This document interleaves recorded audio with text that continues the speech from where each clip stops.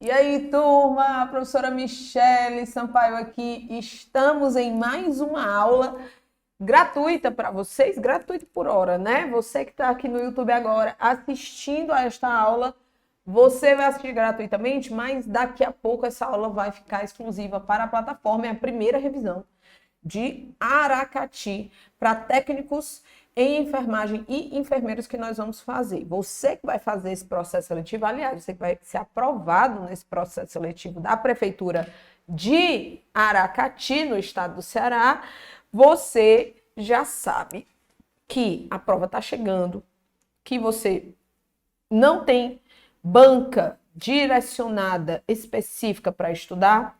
Por quê? Porque o processo seletivo, ele é feito por comissão própria. Quando nós falamos em comissão própria, pode ser de duas formas. Ou a prefeitura diretamente contrata profissionais para elaborarem as provas e organiza tudo, ou a prefeitura organiza todo o processo seletivo e contrata uma banca só para elaboração da prova ou profissionais dessa banca só para elaboração da prova, tá bom? Então, por isso que você precisa estudar os conteúdos e treinar de uma forma geral em múltipla escolha, que vai ser a sua prova. Então, eu trouxe aqui 3 pontos do teu edital bem interessantes e que tem muita possibilidade de cair, porque são conteúdos base da enfermagem, tá? Que eles são comuns tanto para enfermeiros como para técnicos em enfermagem. Eu não me recordo, alguém pode me dizer aí no chat, pessoal?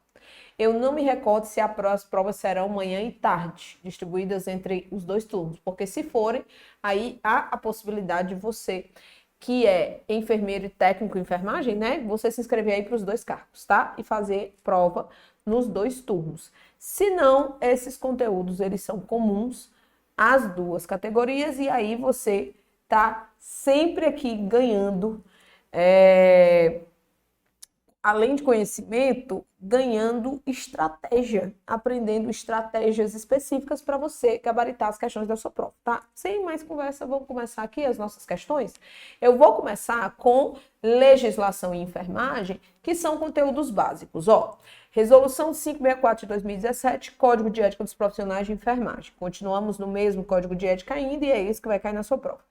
Temos ainda a Lei do Exercício Profissional e o decreto que regulamenta a lei. A Lei 7498 de 86 e o decreto 94406 de 87, que são as legislações, tá? São os documentos base para você ter aí em total domínio para a sua prova e para qualquer outra prova de concurso. Ah, professora, pode ser que caia uma resolução específica, pode ser que caia alguma coisa mais específica do Conselho Federal de Enfermagem? Poder? Pode. Mas vamos para o que mais cai primeiro, né? Porque eu sempre digo, o básico à prova. Então, a tendência de cair na sua prova a legislação básica da enfermagem é muito, muito, muito grande. Começando com essa temática aqui, ó, as atividades privativas do enfermeiro. Como é que elas se organizam em relação à lei do exercício e o decreto? Entenda que, quando eu falo que a lei do exercício profissional, ela estabelece o que quem são os profissionais de enfermagem, quais são as atividades desses profissionais de enfermagem. Ela estabeleceu recentemente sobre o repouso, né, que é a lei do repouso do profissional de enfermagem, também piso salarial, que inclusive nesse processo seletivo, vocês viram que o pagamento é piso, né? Piso salarial nacional da enfermagem, além de outras coisas que são importantes. Uma das coisas que mais cai em prova é a história das atividades privativas do enfermeiro. E aí ela coloca as primeiras atividades privativas do enfermeiro. Ela também estabelece as atividades do técnico em enfermagem, as atividades do auxiliar em enfermagem. Só que o que você tem que entender em relação ao decreto? O que esse decreto faz? O decreto 94406, ele regulamenta a lei do exercício profissional. E quando eu falo em regulamentação, eu estou falando em explicar em detalhes, ou seja, detalhar melhor quais são as atividades privativas, quais são as atividades como integrante da equipe de saúde, quais são as atividades do técnico em enfermagem, quais são as atividades do auxiliar em enfermagem, tudo isso de forma mais detalhada, de forma mais explicada, tá bom? Então, quando você vê as atividades privativas do enfermeiro aqui, no decreto, tem diferença.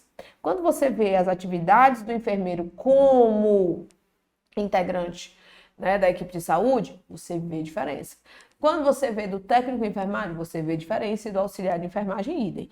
Então, é importante que você saiba que as atividades privativas do enfermeiro na lei do exercício profissional são essas aqui, tá bom? Aí, quando eu entro na lei do repouso, que é algo que é importante para você saber, que é o artigo 15E, que foi inserido em 2023 através da lei 14.602, tá? Que diz que as instituições de saúde, sejam públicas ou privadas, cuidado com essas mudanças de palavras aqui. Tá bom? Ah, professora, mas eu sou técnica em enfermagem, vou fazer para técnica. Eu tenho que saber as atividades privativas do enfermeiro? É óbvio que você tem. Você tem que começar pelas suas atividades, mas não esqueça que cai muito mais até na prova de técnico as privativas do enfermeiro do que a de técnico, comparando ali as duas, tá bom? Então é importante que você leia a lei na íntegra, e estude na íntegra e se acostume com ela. Ela é uma lei curtíssima, decreto também. Então vamos lá. As instituições de saúde, sejam públicas ou privadas, elas ofertarão aos profissionais de enfermagem, isso é lei, gente, é determinação. Ofertarão aos profissionais de enfermagem referidos no parágrafo único do artigo 2º condições adequadas de repouso durante todo o horário de trabalho.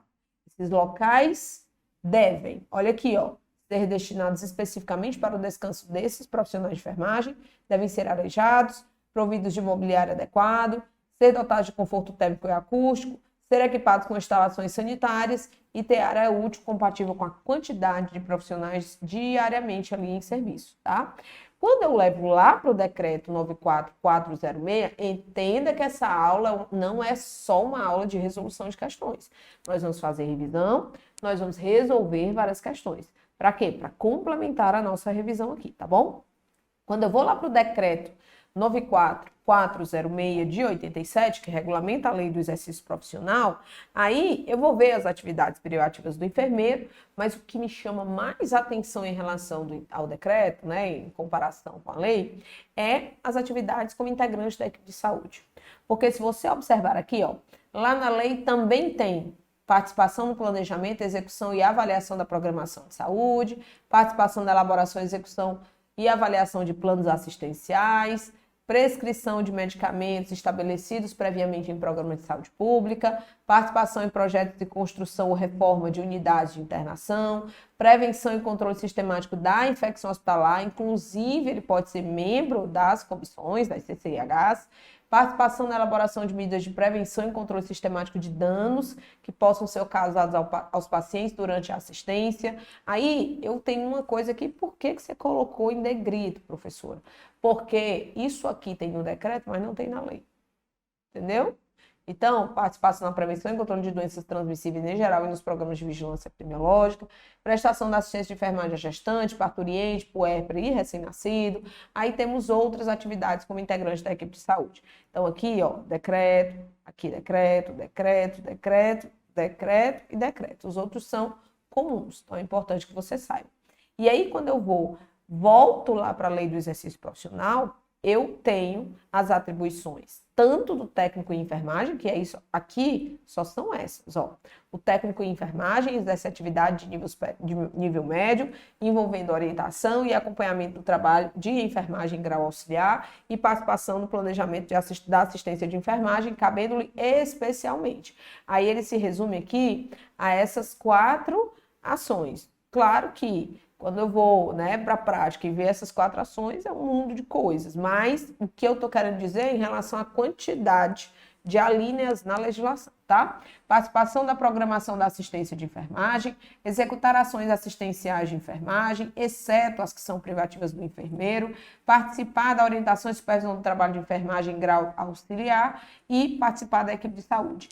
Dos 4, pessoal, 3 começam com o verbo participar. Bom?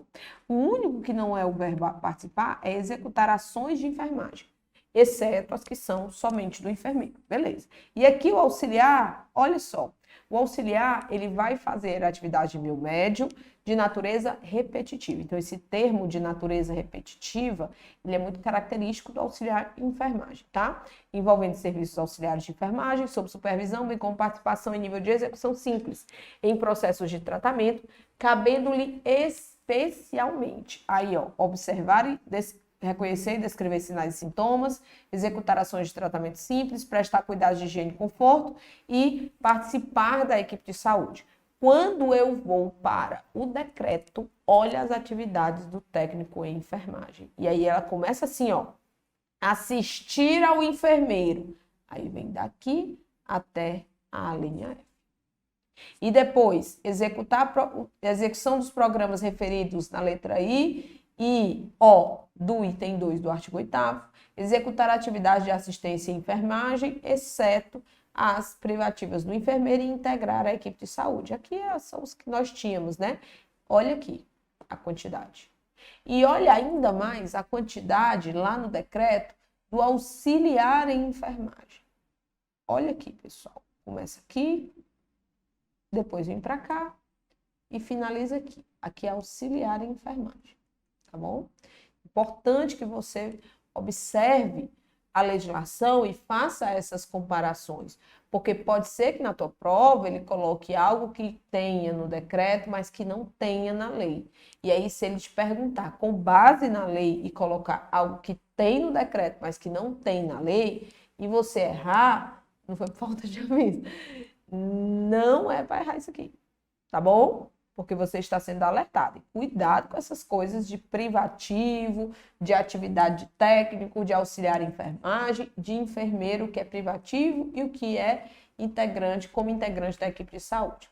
E aí nós entramos, pessoal, na resolução COFEN 564, só dar a cor aqui desse negócio, 564 de 2017, que ele aprova o Código de Ética novo, não mais, né? 2017 já está com tempinho. Já vão alterar, já está em processo de alteração. Mas Código de Ética dos Profissionais de Enfermagem. Vamos lá, pessoal? Olha só o que eu tenho aqui. Eu tenho a resolução COFEN 564 de 2017, que ela traz direitos, deveres e ela traz proibições. Então, esses três capítulos aqui, tá? Capítulo 1, capítulo 2 e capítulo 3 do Código de Ética são os capítulos principais que mais caem em prova. Só que esse código ele é composto por 5 capítulos. Eu incluo, depois das proibições, ainda as infrações e penalidades e a aplicação das penalidades. O Código de Ética dos Profissionais de Enfermagem, os seus direitos estão do artigo 1 ao 23. Os seus deveres estão do 24 até o 60, tá? E as proibições, que tem mais, né? 61 até 102, tá bom? 102. Esses são os artigos que estão alocados cada um desses capítulos. Não esqueça, quando eu falo de penalidades e aplicação das penalidades, as penalidades, não esquece, é a AMC de Santa Catarina, tá bom?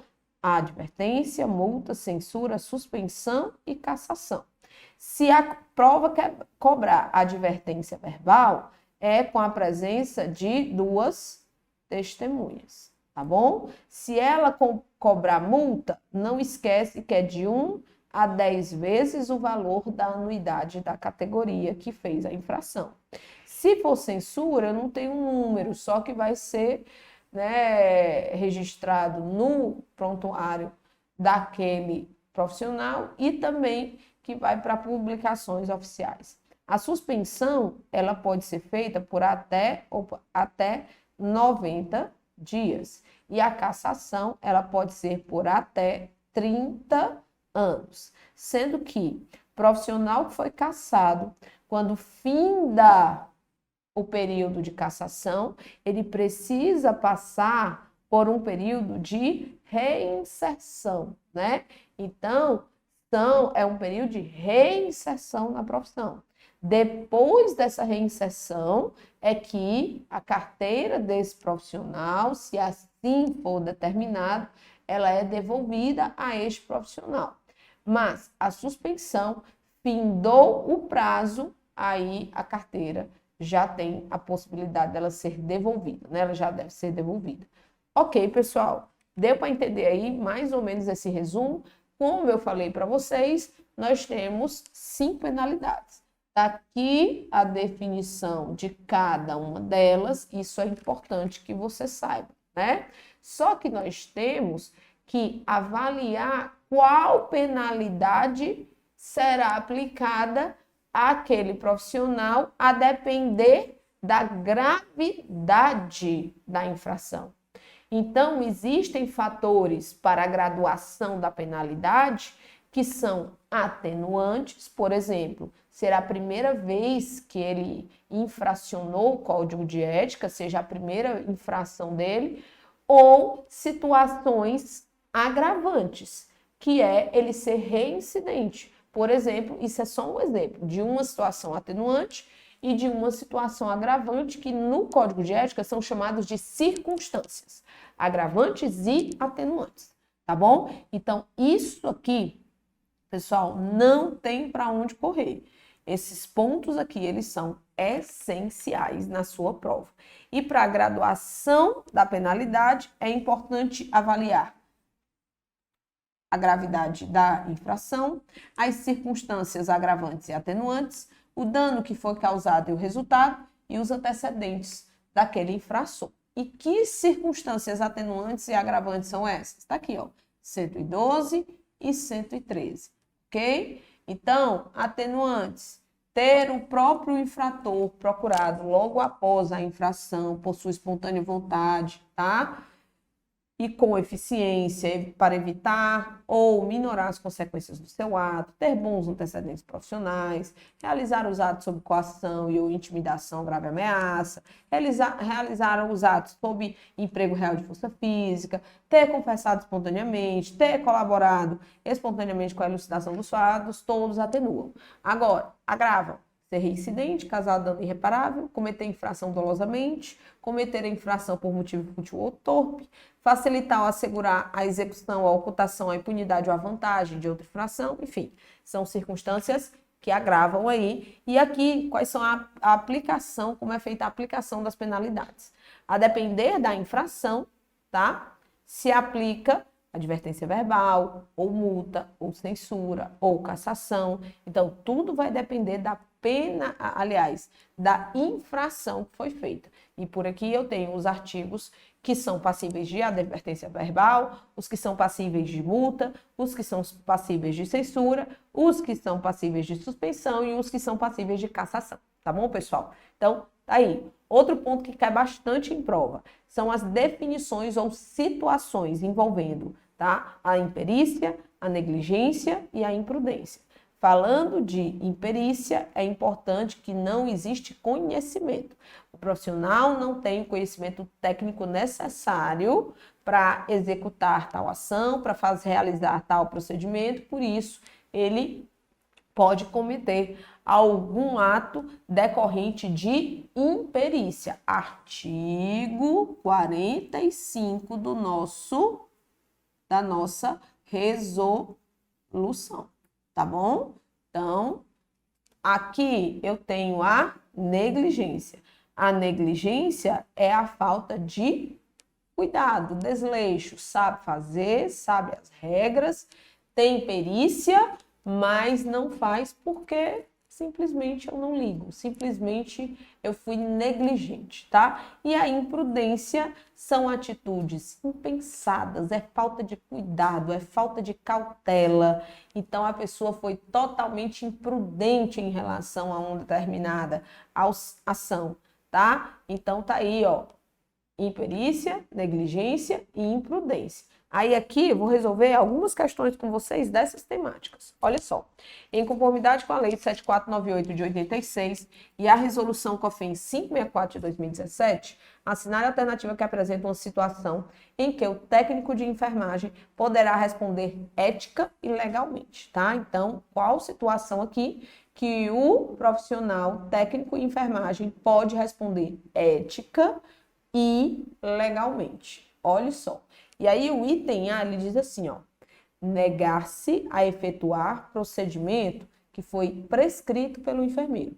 Então, quem é que realiza as prescrições de enfermagem? Enfermeiro. Aí o técnico se negou a efetuar esse procedimento. Mesmo que aquele enfermeiro tenha ainda dado uma contrapartida, tenha dito o seguinte, olha, mas essa atividade que eu estou prescrevendo para que você realize são atividades que estão dentro das suas atribuições como técnico em enfermagem. Você tem alguma justificativa que você não queira fazer? Não. Certo? Existe alguma situação antiética que fere ao princípio ou da bioética ou da ética profissional que esteja motivando você a se negar? Não. Por que então que você está se negando a efetuar o procedimento prescrito por mim? Porque eu quero. Porque eu não quero fazer. Ou então porque eu não estou afim. Aí, gente, tudo vai depender. Concorda comigo? Eu estou citando aqui uma situação que pode acontecer. Esse profissional, ele pode fazer isso? Não. Então, ele pode responder ética e legalmente por essa ação? Pode. Então, olha só. Assinale a alternativa que apresenta uma situação em que o técnico de enfermagem poderá responder ética e legalmente. Foi prescrito um procedimento pelo enfermeiro, está dentro das atribuições e ele não deu nenhuma justificativa para não fazer. Certo? Justificativa técnica ou ética para não fazer. Pode responder ética legalmente? Pode. Gabaritade aprovada. Efetuar a administração de medicamentos de forma supervisionada, conforme prescrição médica, está incorreto, tá? Ele não precisa, se ele está fazendo tudo correto, ele não vai responder ética e legalmente. Colaborar na elaboração do plano de cuidados, em conjunto com o enfermeiro, também não tem motivo. Auxiliar em procedimento invasivo, sob supervisão do enfermeiro, com autorização do paciente, também não tem motivo para ele responder ética ou legalmente. Evoluir as atividades de enfermagem do prontuário do paciente de forma legível e correta, outra situação que não é possível ele responder por nada, ética ou legalmente. É unicamente o item A de aprovado. Vamos para a segunda questão. Acerca das disposições do Código de Ética dos Profissionais de Enfermagem, avalie as afirmativas a seguir, marque V para verdadeiro e F para falso. Vamos nessa, pessoal, olha só. É proibido ao profissional de enfermagem o cumprimento da prescrição à distância, exceto em caso de urgência e emergência. Ou em caso de urgência e emergência, aí o profissional está respaldado para cumprir prescrição à distância. Então, está verdadeiro. Segundo item, o Código de Ética proíbe o profissional de enfermagem de executar procedimentos ou participar da assistência à saúde sem o consentimento formal da pessoa, independentemente do risco de morte. Gente, isso está totalmente falso, óbvio, né? É um dever do profissional de enfermagem comunicar formalmente ao COREM fatos que infringam dispositivos legais e que possam prejudicar o exercício profissional e a segurança do paciente. Isso aqui também está verdadeiro. Então, é verdadeiro, falso, verdadeiro. O gabarito aqui, turma, é o item C de coisinha linda da titia. Agora, vamos seguir aqui. Terceira questão. Em relação ao novo Código de Ética dos Profissionais de Enfermagem, aprovado através da Resolução COFINS 564 de 2017 que é o item correto. Vamos lá. Mesmo em situações de urgência e emergência, é um direito suspender atividades individuais ou coletivas. Não, se for em situação de urgência e emergência, não deixa de ser um direito, tá? Porque envolve risco à vida de outras pessoas. Quando o local de trabalho não oferecer condições seguras para o exercício profissional e ou desrespeitar a legislação vigente. Está desrespeitando, por exemplo, a legislação, os profissionais podem suspender atividades? Podem. Mas é importante que você saiba que em situações de urgência e emergência abrem-se exceções. Então, não é mesmo em situações de urgência e emergência. Está errado. Item C. Entre as proibições estão provocar, cooperar, ser conivente ou omisso diante de qualquer forma ou tipo de violência contra a pessoa, a família e a coletividade quando do exercício da profissão. Pessoal, provocar, cooperar. Ah, aqui que eu errei, né, gente? Eu esqueci, eu pulei o item B. Desculpa. Pulei o item B. Deixa eu só fazer o B. Eu marquei um X e não era para ter marcado um X. Vamos lá.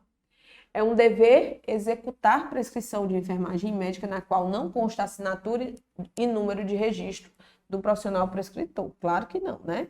Não é um dever. Então, se não constar assinatura do profissional prescritor, nem número do registro, profissional não deve, certo? E muito menos é um dever, mas não deve executar essa prescrição. Item C. Dentre as proibições estão provocar, cooperar, ser conivente ou omisso diante de qualquer forma ou tipo de violência contra a pessoa, a família e a coletividade quando no exercício da profissão. Esse item está correto. Lindo. Item C é o gabarito. É um dever responsabilizar-se por falta cometida em suas atividades profissionais, independentemente de ter sido praticado individual ou em equipe, por imperícia, imprudência ou negligência, mesmo em situações que não tenha participação ou conhecimento prévio. Então, gente, claro que em situações onde se tenha alguma possibilidade de participação de conhecimento prévio, então não existe, certo? Essa proibição aí. Ou, aliás, esse dever aí, ok?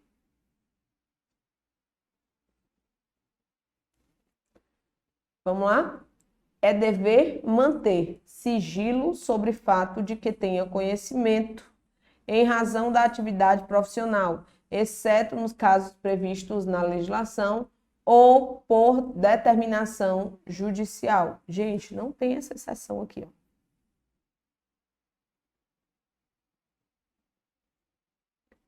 Ok?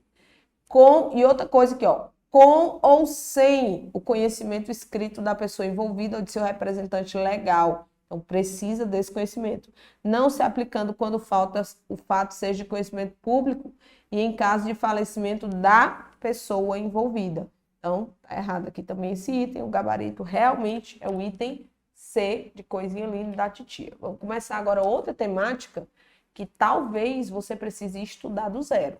Porque talvez muitas pessoas nunca tiveram contato com essa política aqui. Tiveram até contato com a Política Nacional de Promoção da Saúde, atenção básica, humanização, mas Política Nacional de Atenção Hospitalar, portaria 3.390 de 2013, tem muita gente aí que não teve contato. Então, vamos lá, vamos resolver algumas questões para você revisar ou então te dar aí um empurrão para você estudar e assistir às aulas da Política Nacional de Atenção Hospitalar, tá? Só lembrando que a nossa preparação, a equipe está colocando o link aí no chat, fica aqui também na descrição do vídeo, ou então você solicita no direct do curso MS ou no direct da professora Michele Sampaio, tá bom? Então, vamos lá, pessoal. Então, vamos continuar aqui agora, PNOSP, tá? Para vocês, portaria, só mais uma vez, ó, portaria 3.390 do ano de 2013. Da mesma forma, é 2013, pessoal? É 2013.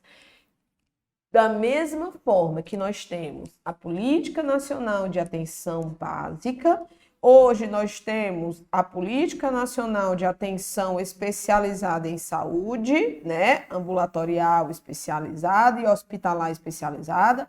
Nós temos a atenção primária. Agora não, né? Porque a PNAS foi a última, de 2023.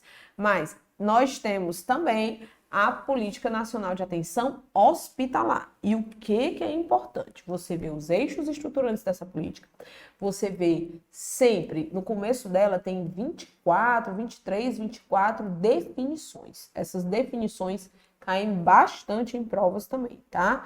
E é importante que você veja aí as responsabilidades dos entes federativos frente a essa política. Vamos continuar aqui? Vamos resolver a questão? Então, olha só o que nós temos aqui em relação à primeira questão de PNOSP, tá? Então, vamos lá. Ela diz o seguinte: a Portaria 3.390 de 2013 institui a Política Nacional de Atenção Hospitalar no âmbito do Sistema Único de Saúde, estabelecendo-se as diretrizes para a organização do componente hospitalar da rede de atenção à saúde. Isso aqui é o preâmbulo da portaria, tá? De acordo com essa portaria, item correto. Vamos lá? A acessibilidade hospitalar, olha aí as definições caindo em prova. A acessibilidade hospitalar é o acesso dos visitantes às unidades de internação em qualquer tempo. Não, pessoal, isso aqui é visita aberta.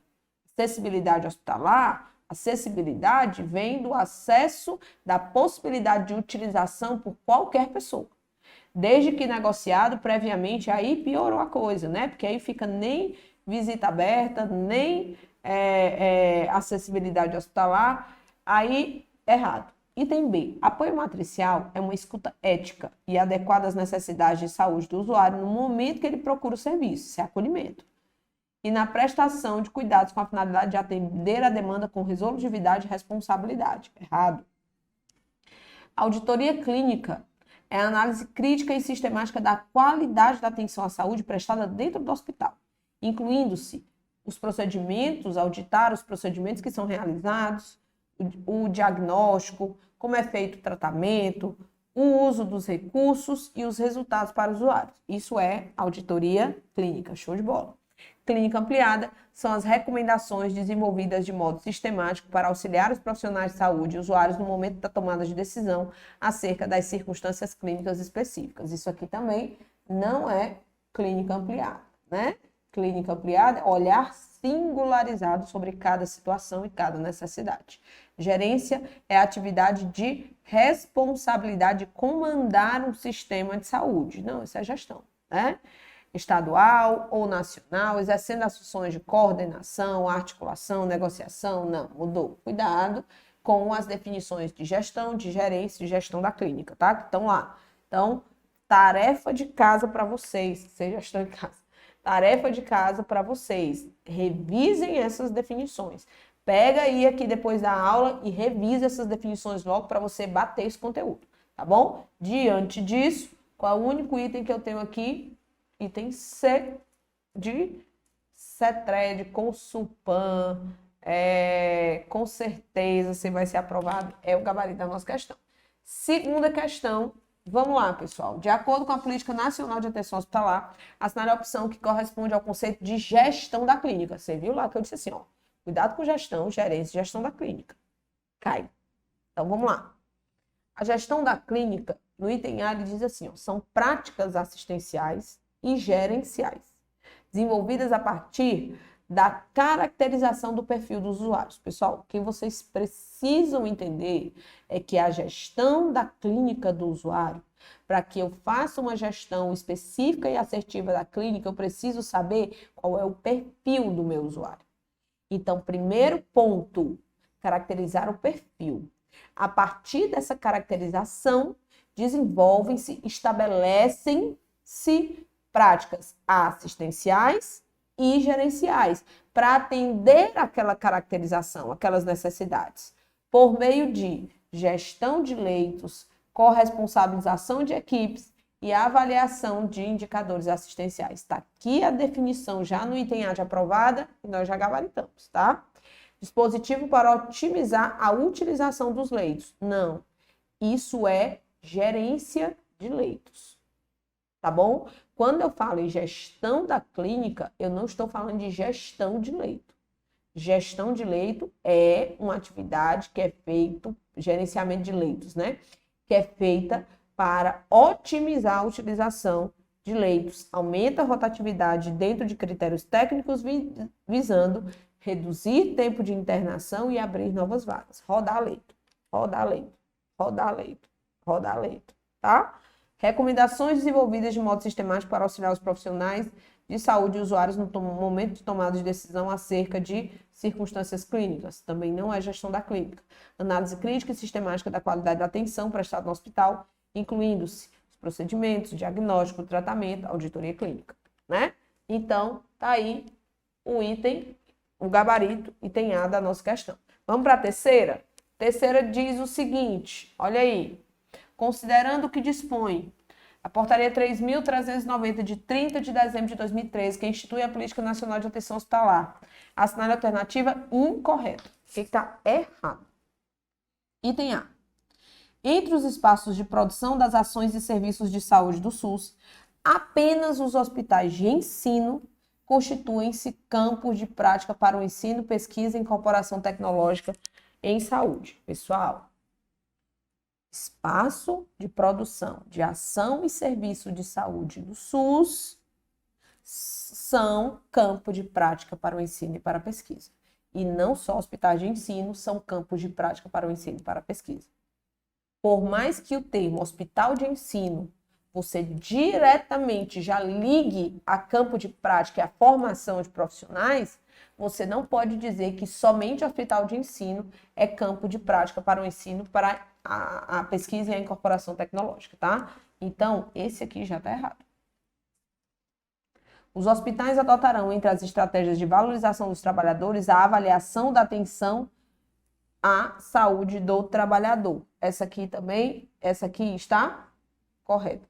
A avaliação de desempenho dos trabalhadores pressupõe a existência de oportunidades sistemáticas para análises individuais e coletivas do trabalho, com a participação ativa dos trabalhadores, buscando a corresponsabilização das equipes com as avaliações. Esse aqui também ainda está correto. A atenção à saúde do trabalhador contemplará ações de promoção, prevenção, recuperação, reabilitação, sim, correto. A gestão da força de trabalho da atenção hospitalar no SUS será direcionada para aperfeiçoar mecanismos de provimento, fixação e habilitação de profissionais, buscando atender aos pressupostos dessa portaria. Está correto, o único incorreto é o item A e, novamente, item A. E a quarta questão de PNOSP, ela diz o seguinte: a respeito da portaria 3.390, entre outros, ela institui a Política Nacional de Atenção Hospitalar no âmbito do SUS. Sobre ela, analise as afirmativas abaixo, V para verdadeiro e F para falso. Então, nós temos aqui o primeiro item. Para efeito desta portaria, considera-se acolhimento a escuta ética, olha as definições, e adequada das necessidades de saúde do usuário, no momento que ele procura o serviço de saúde e na prestação de cuidados com a finalidade de atender à demanda por resolutividade e por responsabilidade. Aqui, primeiro item, verdadeiro, copiado e colado. Para efeito desta portaria, considera-se gestão a administração de uma unidade de saúde ou órgão de saúde, tais como ambulatório, hospital, instituto, fundação, e aí nós temos como gerência, né, pessoal? Então, tá falso. Para efeito desta portaria, considera-se modelo de atenção a forma como é organizado o sistema de saúde. Isso é modelo de atenção. Se ele fechasse aqui, ó, já estava certo. Continua. A partir da compreensão do processo de saúde e doença, do modo como se organiza e oferta serviços e as suas formas de intervenção por meio dos modelos de práticas profissionais e institucionais estruturadas para o atendimento de necessidades individuais e coletivas. Essa aqui também está verdadeira, copiada e colada. Para efeitos desta portaria, considera-se prontuário único o documento que normaliza um padrão de atendimento a determinada patologia ou clínica. Identificando ações de prevenção? Não, são diretrizes clínicas, tá? Então, que são os protocolos clínicos e diretrizes clínicas. Então, está falso, não é prontuário único, tá bom? Então, VF, gabarito, D de Deus é bom. Bora seguir? Agora, vou mudar de tema. tá? Já indiquei a revisão que você precisa fazer de PNOSP, resolvemos algumas questões que já caíram. Agora vamos para a biossegurança e controle de infecção, que é uma outra temática que é bastante importante. Mas antes de fazer a temática em si, eu vou fazer uma revisão com vocês, tá bom? Vamos lá, vamos revisar? E aí eu tenho a definição de biossegurança, que é um conjunto de medidas que tem a finalidade de prevenir, reduzir ou eliminar o quê? Riscos que podem comprometer a saúde humana, a animal e a vegetal, o meio ambiente e a qualidade nos trabalhos, né? E a qualidade de trabalhos. Então, essa definição é uma definição clara do que é biossegurança. Aqui, pessoal, falando em biossegurança, cai muito questão de higiene das mãos, tá? Isso é muito importante que você saiba. Existem 4 formas principais para você realizar a higienização das mãos. A higienização das mãos com água e sabonete simples, a higienização das mãos com água e sabonete antisséptico, a fricção alcoólica e a higienização das mãos através da degermação cirúrgica das mãos, tá bom? Quando eu falo com água e sabonete simples, eu estou falando de um tempo e de um processo que ele precisa levar um tempo necessário para que todas as superfícies e locais das mãos daquele profissional, daquela pessoa, elas estejam livres de micro-organismos, principalmente os transitórios, né? Porque eu estou falando de água e sabonete simples. E por isso é determinado que exista esses 2 itens essenciais para a realização efetiva da higiene das mãos e que ela demore entre 40 a 60 segundos todo o processo, tá bom? Quando eu entro com o antisséptico, eu envolvo, ao invés de ser água e sabonete simples, é água e sabonete antisséptico. Nesse quesito, eu tenho o mesmo tempo preconizado de ação e eu tenho, né, a remoção da transitória e parte ali da residente. E em relação à fricção alcoólica, é aquela que você está ali na correria do dia a dia, as mãos não estão visivelmente sujas, porque se estiverem só água e sabão, e aí eu vou fazer a fricção alcoólica das mãos com álcool em gel, álcool em espuma, enfim, qualquer tipo de álcool que seja destinado para essa finalidade, que é a higienização das mãos. Se for o álcool líquido, ele deve ser feito entre 60% e 80%. Se for gel, espuma ou outros, deve ser a 70%.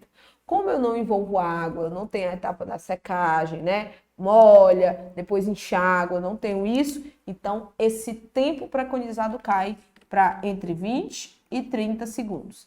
E a degermação alcoólica, ela é feita com água e antisséptico, e ela deve ser feita durante 3 a 5 minutos na primeira cirurgia do dia e nas subsequentes de 2 a 3 minutos, desde que entre uma cirurgia e outra não se ultrapasse o tempo de 1 hora. Ultrapassou o tempo de 1 hora, deve-se voltar para 3 a 5 minutos. Fechado? E aí, quais são os requisitos para que eu efetue a minha higienização das mãos correta? Um lavatório exclusivo para a higiene das mãos, provido de água corrente, sabonete líquido, toalha descartável e lixeira provida de sistema de abertura sem contato manual. Pessoal, isso aqui é cara de questão, ok? Aqui eu tenho, de acordo com o manual de 2017 de controle de IRAS, eu tenho as recomendações para catéteres periféricos, seja na seleção do sítio de inserção, seja no preparo da pele, seja na estabilização desse catéter, tá? Então, é importante que você dê uma olhada aí nesse passo a passo. Show de bola, pessoal? E aqui eu tenho a definição de IRA, que é infecção relacionada à assistência à saúde, comparado com a infecção hospitalar pré-definida também, ok? Mas, inicialmente, a IRA eu posso comparar com a infecção comunitária. As IRAs são aquelas que elas são adquiridas depois da internação do paciente, depois da admissão dele, e ela se manifesta durante a internação ou mesmo após a alta. Mas ela precisa ter relação com a internação ou com procedimentos realizados no interior do hospital, tá bom? Durante essa internação. Já a infecção comunitária, ela é constatada ou em incubação na admissão. Ela não se relaciona com internação inferior no mesmo local e ela está associada à complicação ou à extensão da infecção já presente na admissão, exceto se houver troca de micro-organismos. Fechou, pessoal? Aqui eu tenho a infecção hospitalar, que é aquela adquirida depois da admissão do paciente. Ela se manifesta durante a internação, ou mesmo depois da alta, quando se relacionar com a internação com procedimentos. Ela dá as infecções do recém-nascido, exceto aquelas que são por via transplacentária ou associada à bolsa rota por um período superior a 24 horas, também são consideradas infecções hospitalares. E quando o paciente é transferido de outro serviço de enfermagem com a história de infecção, também essa infecção será no hospital de origem, ok? E por convenção, 72 horas depois da admissão, nós temos a possibilidade de ter uma infecção hospitalar com incubação desconhecida ou uma infecção hospitalar sem evidência clínica ou evidência laboratorial. Fechou, pessoal? Aqui é o PCIH, que é o Programa de Controle de Infecção Hospitalar, que é estabelecido na 2616 Portaria 2616 de 1998, é aquela que estabelece toda a Comissão de Controle de Infecção Hospitalar. E aí é posto o seguinte: o Programa de Controle de Infecções Hospitalares ele é um conjunto de ações desenvolvidos deliberada e sistematicamente com vistas à redução máxima possível da incidência da gravidade das IRAs. Para uma adequada execução do programa, os hospitais deverão construir comissão de controle de infecção hospitalar. Então, esse programa surgiu, mas não existia uma comissão para cuidar da execução das ações desse programa. Quem é essa comissão? Comissão de Controle de Infecção Hospitalar. É um órgão de assessoria à autoridade máxima da instituição e de execução das ações de controle de infecção hospitalar. Então, esse órgão, o CCH, ela vai assessorar a auditoria máxima da instituição e vai executar as ações de controle e de infecção hospitalar. Fechado? Aqui nós temos a composição da CCH. A CCH ela pode ser composta por dois tipos de membros. Os membros consultores e os membros executores, tá? Os membros consultores são representantes de serviços. Serviço médico, tá aqui ele, ó, enfermagem, farmácia, microbiologia, administração. Beleza. Já os executores, eles são quem forma o SCIH. Beleza? Então, esses são os executores. Tá aqui eles, ó. No mínimo 2 técnicos de nível superior na área da saúde para cada 200 leitos ou fração deste número, com carga horária diária mínima de 6 horas para o enfermeiro e 4 horas para os outros profissionais. Beleza? Aqui eu tenho uma resolução não tão recente, né? Mas é uma resolução que vai trabalhar os requisitos para funcionamento das unidades de terapia intensiva. Não vou me focar aqui não, porque eu quero trabalhar com vocês especificamente outros pontos. Aqui, pessoal, é um quadro que trabalha o tempo de troca dos catéteres, que é importante que você saiba, e vamos resolver as demais questõezinhas, né? Então, vamos lá. Tenho ainda 1, 2, 3, 4, 5 questões. Então, olha só. Então, tenho aqui ainda 5 questões para nós trabalharmos, tá bom? Vamos lá. Pessoal, a primeira questão diz o seguinte: as infecções relacionadas à assistência à saúde, as IRAs, são um dos eventos adversos mais frequentes associados à assistência à saúde. Beleza. Pois aumentam a morbidade, a mortalidade e os custos a elas relacionados, afetando de forma negativa a segurança do paciente e a qualidade dos serviços. Assinale a alternativa correta em relação às IRAs, em relação às infecções relacionadas à assistência à saúde. Deixa eu só beber uma água aqui. Turma, bebe uma água aí também, tá? Bebam água, porque isso é importantíssimo. Então, vamos seguir aqui o nosso prumo. As precauções padrão são descritas como infecções que ocorrem no paciente durante o processo de cuidado num hospital ou outro serviço de saúde que não estavam presentes ou incubadas no momento da admissão. Pessoal, isso não é definição, troquei a caneta sem querer. Isso não é definição de precaução padrão. Isso é definição de IRA, de infecção relacionada à assistência à saúde ou infecção hospitalar. Item B, tá? Se for no âmbito hospitalar. Então, vamos lá. O sabonete líquido ou espuma e as preparações alcoólicas para as mãos podem ser utilizadas concomitantemente para a melhor eficácia da higiene das mãos. Então, o que o item está dizendo aí? Que você deve usar, que se você usar o líquido e depois a espuma, ou a espuma e depois o gel, ou o gel e depois o líquido, ou vice-versa, você vai melhorar a eficácia da higienização das mãos. Não tem nada a ver. Usar concomitantemente 2 produtos para desinfecção, né, para a higiene das mãos, não vai aumentar a eficácia disso. Tá errado também. C. A resistência a antimicrobianos ou resistência microbiana refere-se à capacidade do micro-organismo resistir à ação do agente antimicrobiano. Uma adaptação que o micro-organismo tem ao meio ambiente que resulta em redução ou eliminação da eficácia do agente para curar ou prevenir a infecção causada por ele. Então, esse item aqui, corretíssimo. Isso é resistência a antimicrobianos. Ponto de assistência refere-se exclusivamente ao ambiente do paciente. O que é isso? O que é um ponto de assistência? É um local onde exclusivamente é o ambiente do paciente. Não, pessoal, ponto de assistência pode ser um posto de enfermagem.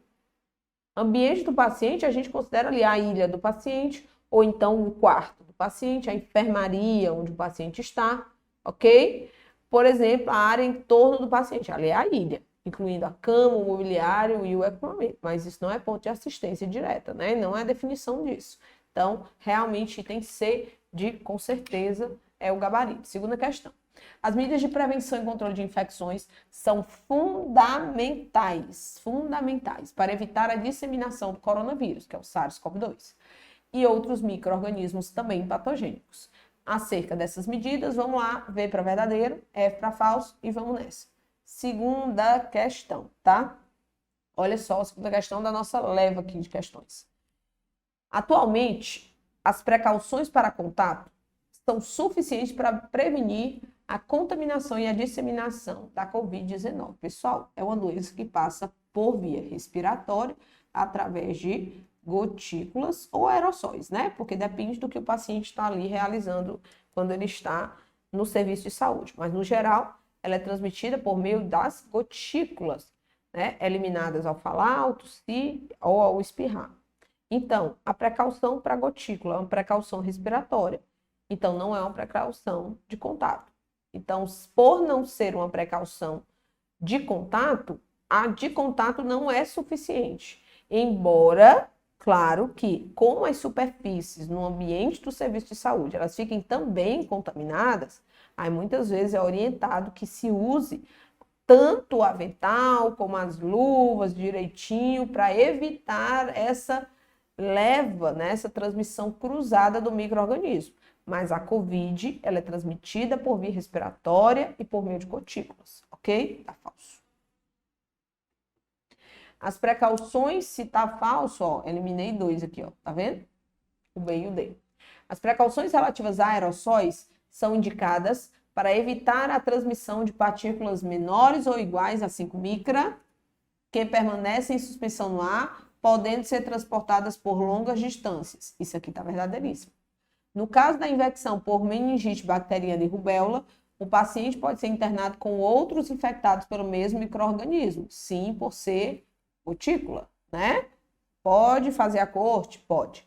Desde que respeitada a distância mínima entre um leito e outro de 1 metro. Beleza, show de bola, verdadeiro, falso, verdadeiro, verdadeiro, gabarito, item A. Questão ótima, tá bom? De medidas de precaução.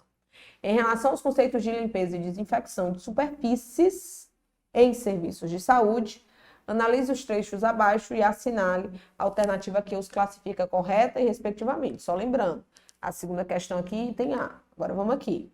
Consiste na remoção da sujidades depositadas nas superfícies inanimadas, utilizando-se meios mecânicos como fricção, temperatura, ou químico, soneante, em um determinado período. Pessoal, isso é processo de limpeza.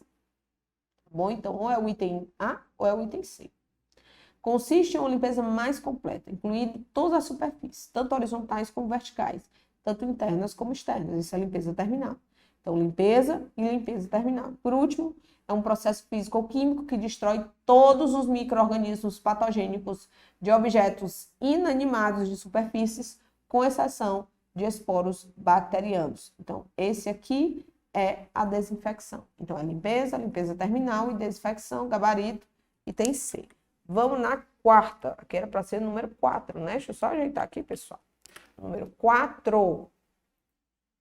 Professora da... Opa, desculpa, gente. É porque eu tive que mudar aqui. Por isso que saiu um pouquinho da tela. Mas voltei. Professora, dá tempo de estudar para esse processo seletivo? Me inscrever em estudar? Dá, corra. Melhor do que não fazer nada. É você tentar alguma coisa. Tá bom? Melhor do que ficar aí de mão cruzada, de braço cruzado, achando que não dá, achando que já era, achando que ainda não dá tempo de passar em nada nesse ano. É melhor você tentar alguma coisa do que você ficar aí achando que nunca dá. Se você sempre acha que nunca dá, realmente nunca dá. Então, faz o que dá para fazer. Certo? Então, vamos na quarta? Olha a quarta aí, ó. Na prática assistencial, as precauções para a prevenção e controle de infecções são estratégias fundamentais para reduzir a transmissão de patógenos. Nesse caso, considerando as precauções por forma de transmissão, é correto afirmar. As precauções para gotículas visam a prevenir a transmissão de micro-organismos, então ele quer o correto, por via respiratória, com partículas, deixa eu só mudar aqui a cor, por partículas menores do que 5 micras. Não, menores do que 5 micras são aerossóis. Tá errado. Item B. As precauções por contato são indicadas para evitar a transmissão de agentes infecciosos, incluindo micro-organismos de importância epidemiológica que se espalham por contato direto ou indireto, como em doenças como meningite e influenza. Nenhuma das duas são transmitidas por contato. Ambas são por gotículas, então tá errado. A precaução padrão é indicada para paciente com suspeita de infecção transmitida por contato. Não, a precaução padrão é indicada para todos os pacientes, tendo ou não infecção, sendo ou não suspeita, tá? Então, tá errado. Os pacientes com infecções transmitidas por aerossóis, como é o caso da tuberculose, podem ser internados com outros pacientes com infecção pelo mesmo micro-organismo. É possível? Sim. Com exceção dos pacientes que tenham suspeita de tuberculose resistente a tratamento. Esses não podem estar no mesmo ambiente de isolamento que outros pacientes com tuberculose, tá bom? Então, as pessoas com tuberculose resistente a antibiótico, elas precisam estar separadas, de verdade. Então, tá correto isso aqui. O gabarito é o item D de dado. Em casos de infecções transmitidas por gotículas, o uso da máscara cirúrgica pelo paciente e pelo profissional de saúde, associado às precauções gerais, é suficiente para prevenir a transmissão em um ambiente compartilhado? Não, pessoal. Ela é suficiente? Não, ela não é suficiente. Ok? Por quê? Porque o paciente só usa máscara cirúrgica quando ele for ser transportado. Ele não fica direto de máscara cirúrgica e muito menos de máscara N95. Ele só vai usar a cirúrgica tanto nas gotículas quanto nos aerossóis e no transporte. Quinta questão. A higiene das mãos é um dos pilares da prevenção de infecções, certo? Da prevenção de infecções, sendo uma das mais importantes estratégias de precaução padrão disponíveis, com certeza. Em relação a esse tema, assinale a alternativa correta. A higiene das mãos ela é necessária principalmente para a proteção do profissional. Então, a nossa quinta questãozinha aqui, ele está dizendo que a nossa higiene das mãos ela é necessária essencialmente para a proteção do profissional.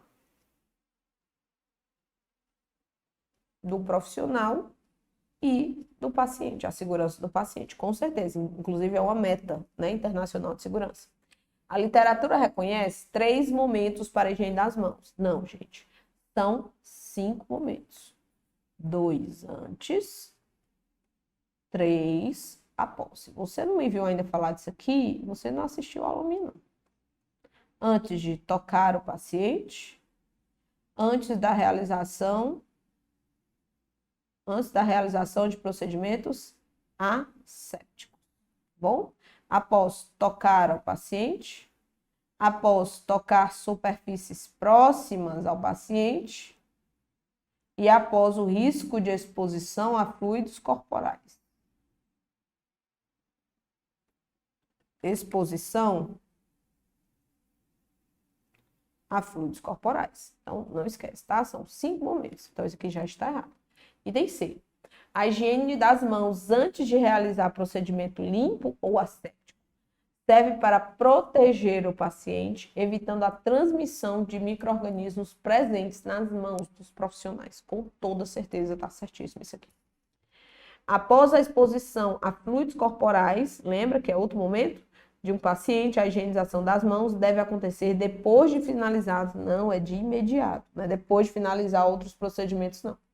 A lavagem das mãos deve ser realizada com agilidade, abarcando palmas, dedos e dorsos, e durar em torno de 10 segundos. Pessoal, não esquece. Se for água e sabonete, 40 a 60. Se for água e sabonete antisséptico, 40 a 60. Se for fricção alcoólica, somente 20 a 30, tá? E não esqueça, se for degermação cirúrgica, 3 a 5 na primeira cirurgia do dia e nas subsequentes 2 a 3, exceto ultrapassando a 1 hora, que aí volta para 3 a 5. Deu para entender? Então tá incorreto, erradão aqui, item C de coisinha linda. E se você, olha aí a promoção até sexta, minha gente. Dia 28 agora acaba a nossa Black, faltam 2 dias para o fim da Black Friday. Black Week do curso MS. Essa preparação de vocês aqui, ela tá por 263 para técnico e 295. São 6 vezes de 46,86 para 43,86 para técnico e 6 vezes, em até 6 vezes sem juros, de 49,20 para enfermeiro, envolvendo tanto conhecimentos gerais quanto conhecimentos específicos para esse processo seletivo. Você adquire, você maratona e detona nessa prova, gabarita essa prova, tá bom? Muito obrigada. Agradeço a vocês que estiveram aqui por mais uma revisão, por mais uma presença aqui. O link da preparação está aqui, caso você queira entrar na nossa turma, caso você queira maratonar aí direcionado, né, com o que você precisa para aprovar nesse processo seletivo, você será muito bem-vindo como novo aluno ou aluno antigo em mais um novo projeto conosco no curso MS. Um abraço, pessoal. Até a próxima. Tudo de bom. Tchau, tchau.